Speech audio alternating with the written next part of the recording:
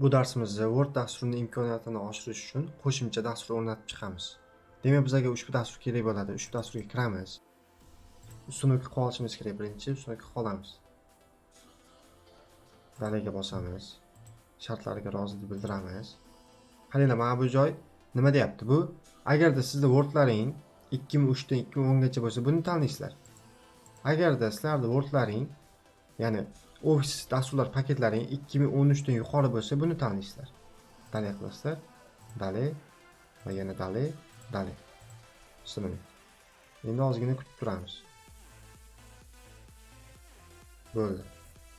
Sagrishni qilamiz. Bu joy nima? Bu joy mana shu dasturimizni o'zimizga moslab olishimiz. Mana bu stilga kirsalaring, mana shu Word kirganida mana shu stil chiqayotgan qilib beradi. OK qilib qo'yamiz bir martasiga. Endi Word dasturiga kiramiz.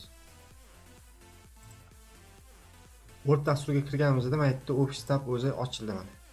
Qo'shimcha ochildi, ya'ni bu sizning kompyuterga shu narsa o'rnatilganligi haqida ma'lumot beradi.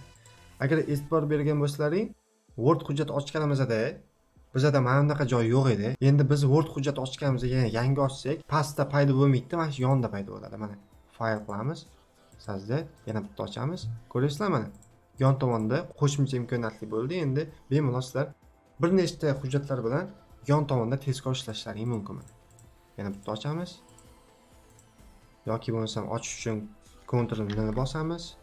Ctrl ni bossak ochib beraveradi hujjatlarimizni. Mana. Sizlar ham shu dasturni o'rnatib, o'zlaringizning imkoniyatlarini yanada oshishlaring mumkin.